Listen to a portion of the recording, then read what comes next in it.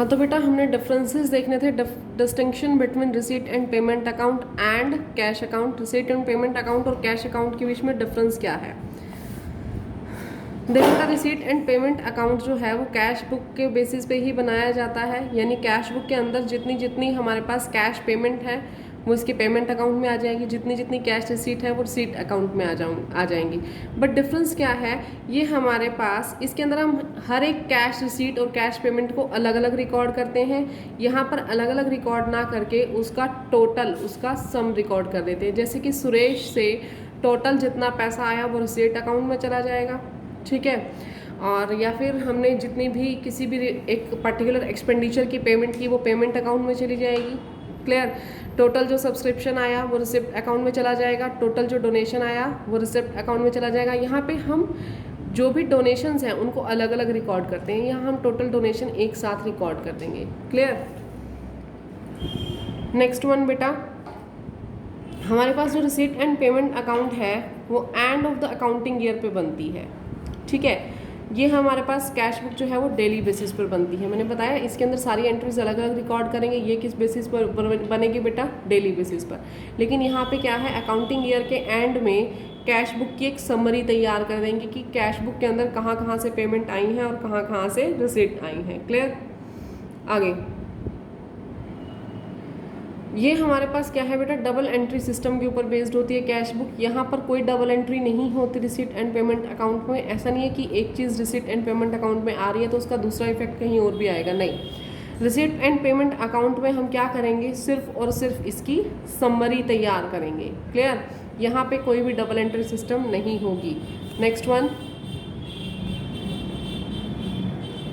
Debit and credit side. हमारे पास cash book के अंदर एक डेबिट साइड होती है और एक क्रेडिट साइड होती है, जबकि रिसीट एंड पेमेंट के अंदर सिर्फ एक रिसिप्ट साइड होगी और एक पेमेंट साइड होगी। यहाँ पर कोई डेबिट क्रेडिट का पंगा नहीं है।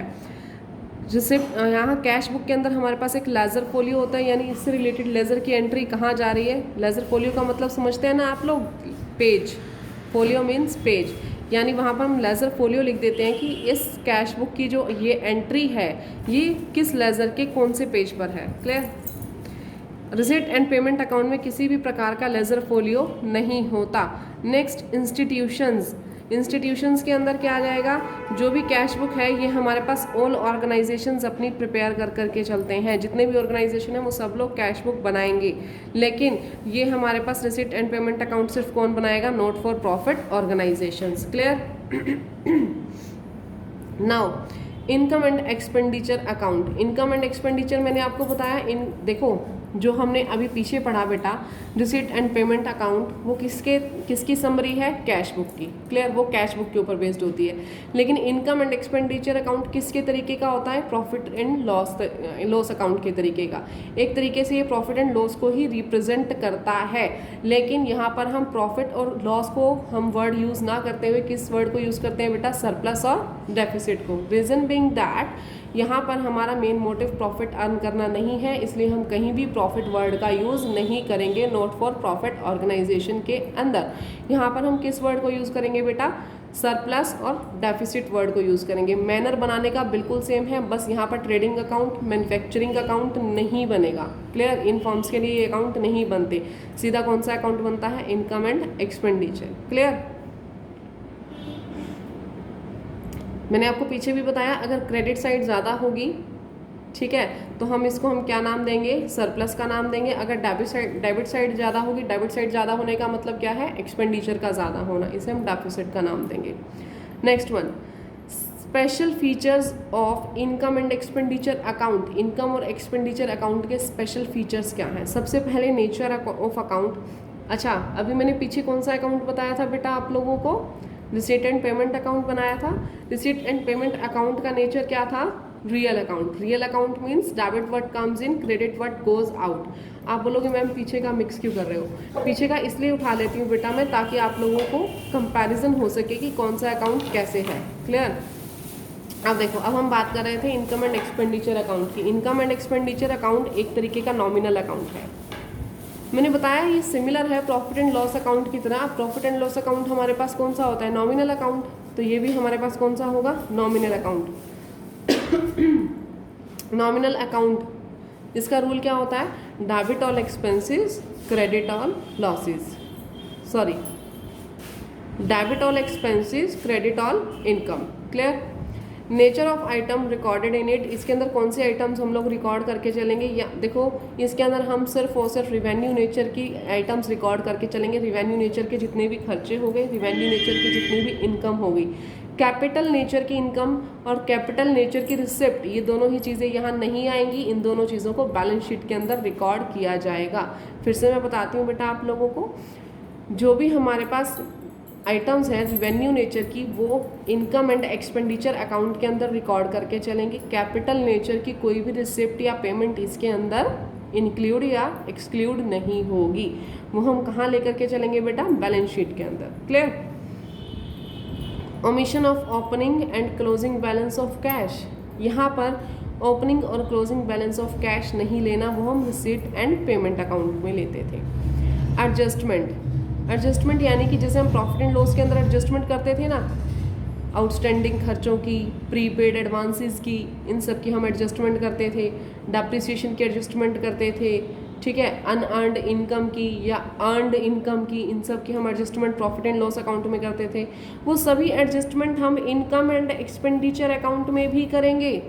डिफरेंस कुछ नहीं है बेटा, सिर्फ और सिर्फ नाम चेंज हुआ है। यानी जितनी भी adjustment profit and loss account में होती थी, वो सभी adjustment income and expenditure account में भी होंगी।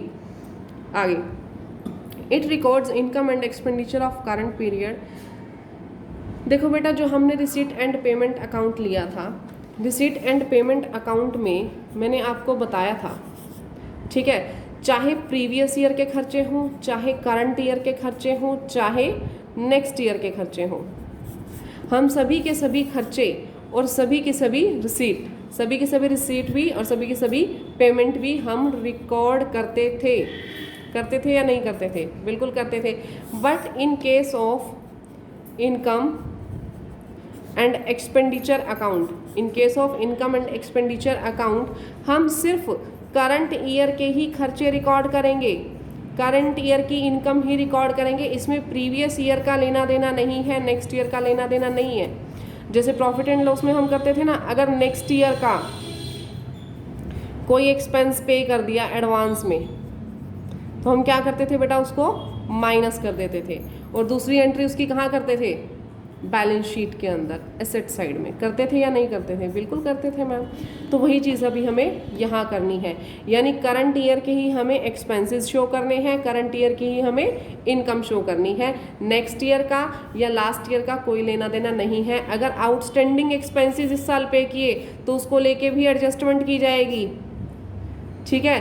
अगर प्रीपेड कोई भी एक्सपेंसेस पे किए या प्रीपेड कोई भी इनकम आई, उसको लेके भी एडजस्टमेंट की जाएगी। क्लियर है एवरीवन? आगे चलेंगे। पर्पज़, इसका पर्पज़ हमारे पास क्या है बेटा? इसका पर्पज़ है कि हमें क्लोजिंग बैलेंस के अंदर ये फाइंड आउट करना कि हमारे पास सरप्लस आया है या फिर डेफिसिट आया है, यानी हमें फ़ायदा हुआ है या फिर नुकसान हुआ है। जो हमारी सोसाइटी है, जो हमारी ऑर्गेनाइजेशन है, वो प्रॉफिट के अंदर रन कर रही है या फिर नुकसान के अंदर रन कर रही है। क्लियर? इसके अंदर हमारे पास सरप्लस आए या डेफिसिट आए, उसे हम ट्रांसफ़र कर देंगे कैपिटल फंड के अंदर, उसे मेंबर्स के बीच में डिस्ट्रीब्यूट नहीं किया जाएगा। क्लियर?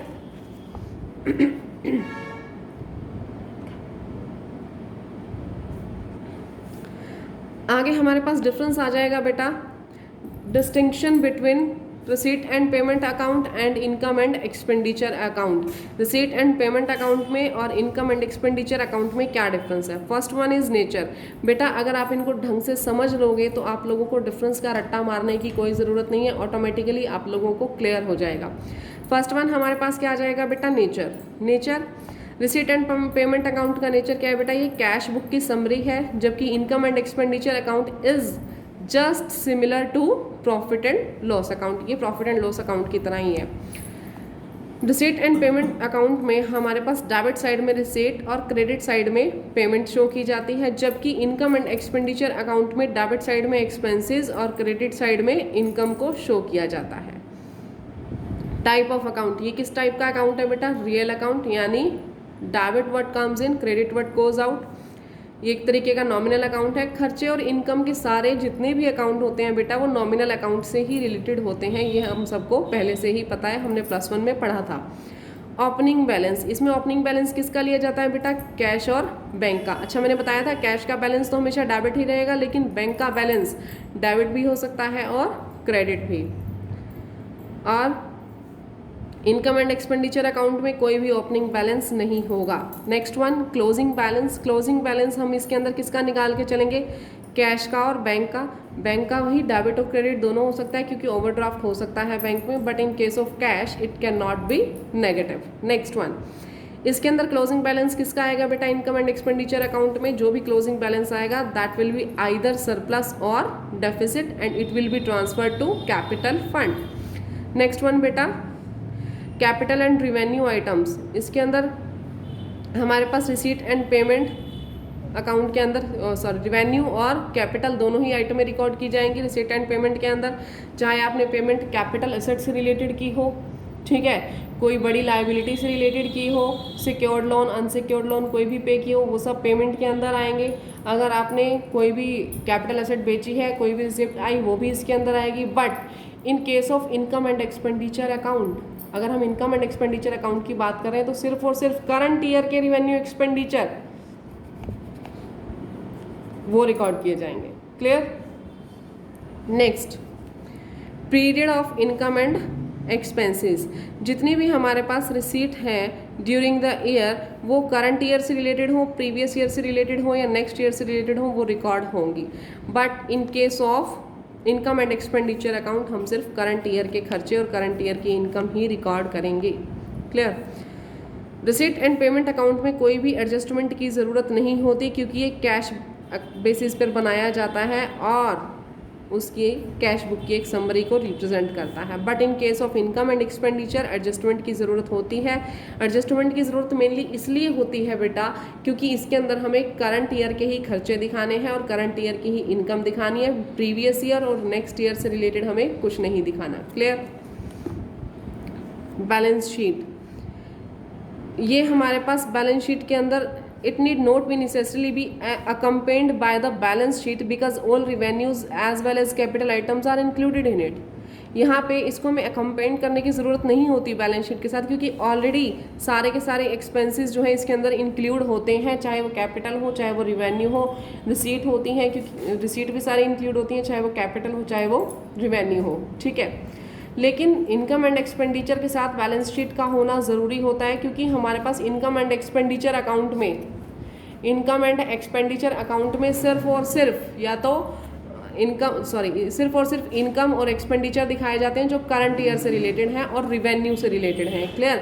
यानी इसके अंदर हमारे पास सिर्फ और सिर्फ रिवेन्यू नेचर के खर्चे होंगे, कैपिटल नेचर की खर्चे नहीं होंगे, कैपिटल नेचर की इनकम नहीं होगी।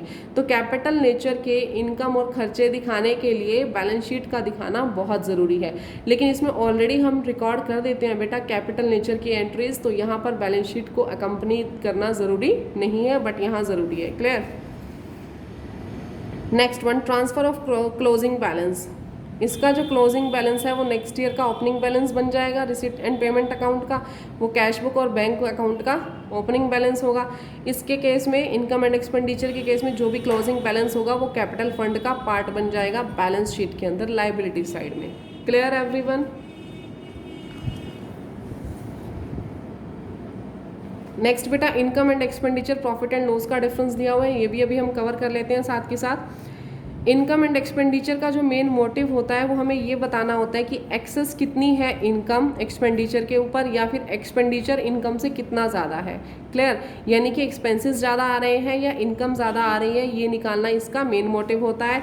जबकि प्रॉफिट एंड लॉस का मेन मोटिव क्या होता है? नेट प्रॉफिट या नेट लॉस निकालना। आप ये सोचो कि मैम बात तो वही है, इनकम के ऊपर जितने भी एक्सपेंसेस होंगे वो नेट प्रॉफिट को ही तो रिप्रेजेंट करेंगे। नहीं बेटा, नेट प्रॉफिट को तो रिप्रेजेंट करेंगे, लेकिन मैंने आपको बताया not for profit organisation chapter हम कर रहे हैं, इसके अंदर मेन मोटिव तो प्रॉफिट है ही नहीं, हम प्रॉफिट वर्ड यूज़ नहीं कर सकते। इसलिए हमने क्या लिखा?